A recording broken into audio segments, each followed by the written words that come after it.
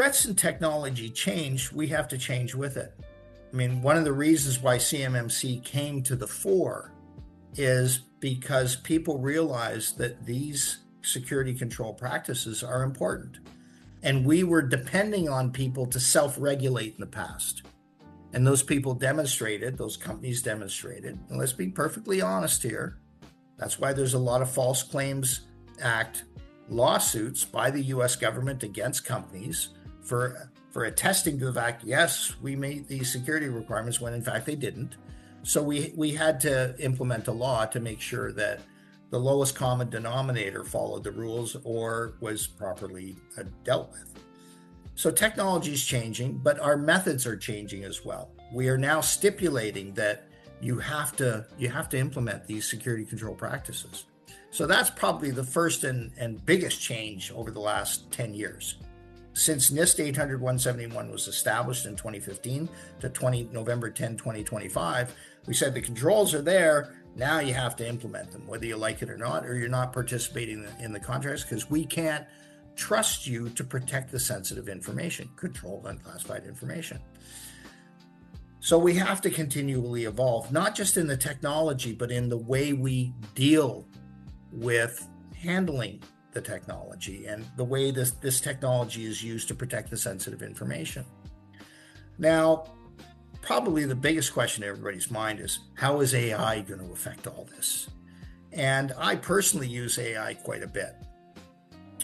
Not with my clients' personal information. I don't upload that to ChatGPT and say, have at it, for example.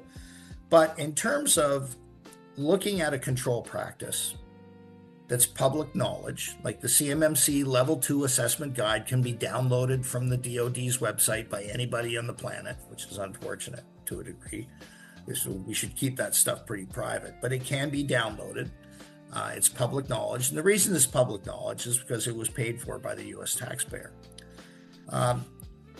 Notwithstanding, I'll take that document and I'll say, for this control practice, what technology can I use to better implement that practice? And then how can I demonstrate that that practice has been implemented?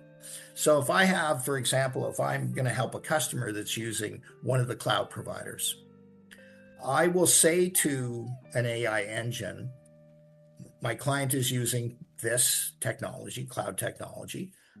I will feed it the control practice and all the assessment objectives and all the information about that control practice. And I will ask it, the client's using this cloud. What is the best way to ensure that we implement that cloud technology appropriately so that this assessment objective is implemented and is effective? And then what kind of a test can I do? And what sort of output can I produce to demonstrate to the assessor that the control practice and all of its assessment objectives are being effectively met, have been implemented and are effectively met? And it'll come back and it'll say, well, you can use this application, you can configure these settings, you can produce this print screen or get this configuration file or this log file, and it will help you better implement the control practice and better demonstrate that the control practice is effectively in place. And so leveraging this, corpus of knowledge and thinking that artificial intelligence brings to the table is a huge benefit to organizations to help them better use a platform. Like I've been using AWS since 2008, Google platform since 2009, and Azure since late 2010 when it first came out. These platforms are huge. And to become really proficient at them takes a lot of work. And if you're a small organization and you're using the cloud, there's a lot to learn. So leveraging these AI tools can help you use those technologies better, make them more secure, and then gather the information that's required in order to demonstrate that you're meeting the controls.